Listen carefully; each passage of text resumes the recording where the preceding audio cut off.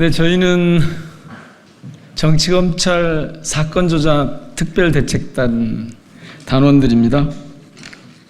오늘은 조금 전에 검찰이 검찰권, 수사권을 남용해서 EBS에 대한 압수수색이 얼마나 부당한가 라는 말씀들을 두 번이나 이곳에서 말씀드렸는데, 저희는 검찰이 이런 식으로 검찰권을 남용하면서 특별히 사건을 조작하는, 특히 수원지검이 이화영 전 경기부지사에 대해서 이재명 대표에 대한 대북 송금 사건과 연결시키려고 사건을 조작하고 있는 이 문제 때문에 전체적으로 정치검찰이 어떻게 사건 조작을 하고 있는지 진상을 좀 규명하고, 또 거기에 대해서 제도를 개선해야 할지, 어떻게 응징해야 할지, 이런 부분을 논의하기 위한 단위를 저희가 꾸렸습니다. 그게 정치검찰 사건 조작 대책단인데, 오늘은 자료를 제출하지 않고 계속 검찰이 허위의 사실을 가지고 마치 진실인 양 여론 호도하고 있어서 그 부분에 대한 문제 제기를 하고, 또 앞으로 저희들이 어떻게 활동해 나갈 것인지 말씀을 드리도록 그렇게 하겠습니다. 기자회견문을 낭독하겠습니다. 검찰은 사건 조작 은폐 의혹 시도를 멈추고 성실한 자료 제출로 진상 규명에 협조하라. 진실은 결코 가릴 수 없습니다. 검찰은 수원지검 사건 조작 의혹 은폐 시도를 즉각 중단해야 합니다. 진상 규명에 적극 협조할 것을 강력히 촉구합니다.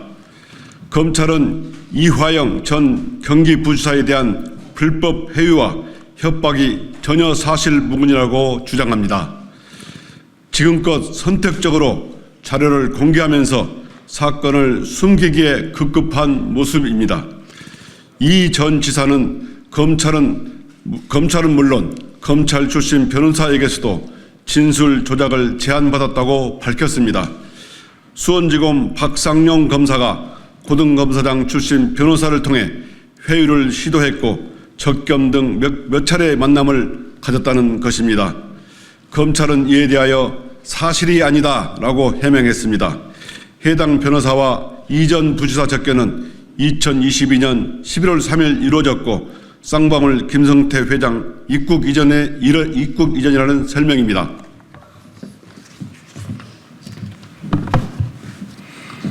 그러나 어제 2일 대책단에 입수한 자료를 통하여 검찰의 이와 같은 주장이 거짓임이 밝혀졌습니다.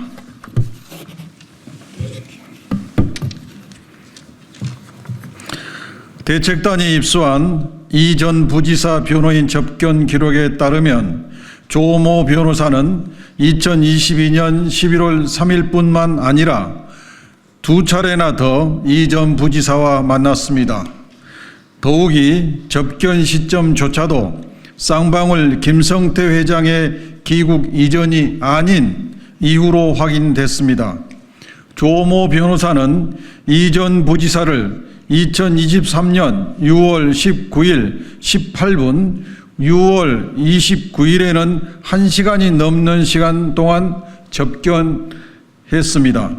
이전 부지사가 변호사로 선임하지도 않았음에도 조 변호사는 열흘 사이에 두 번이나 스스로 이전 부지사를 찾았습니다.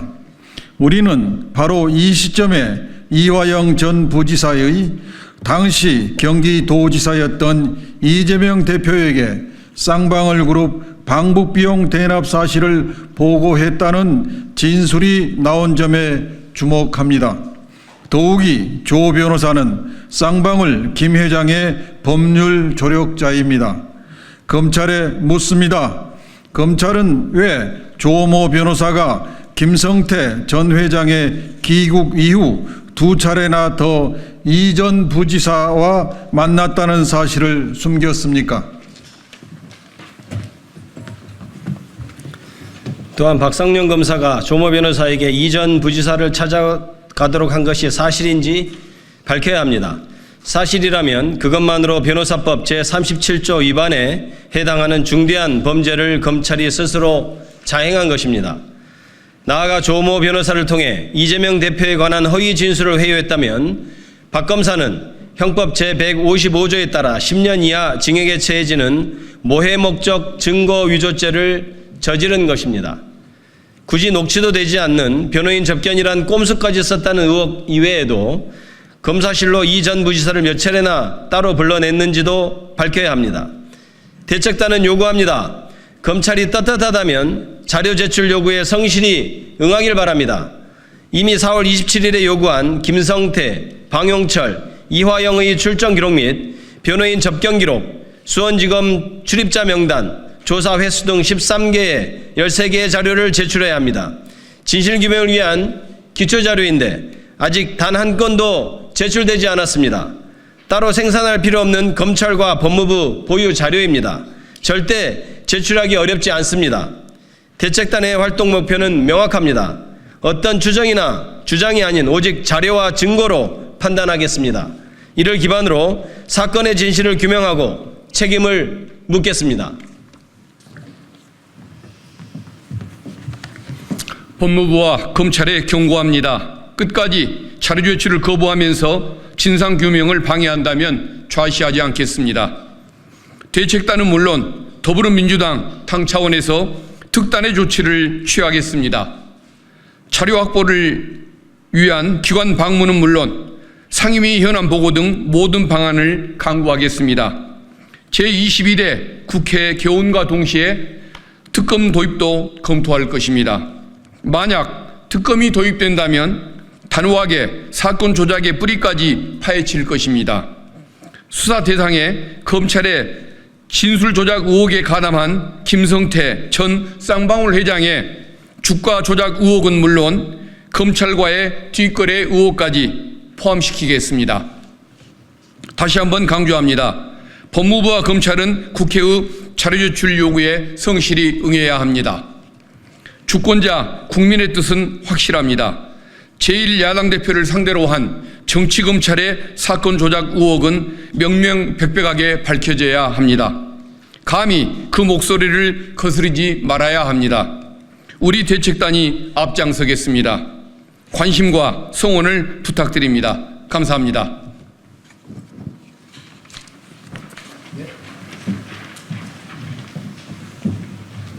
수고하셨습니다.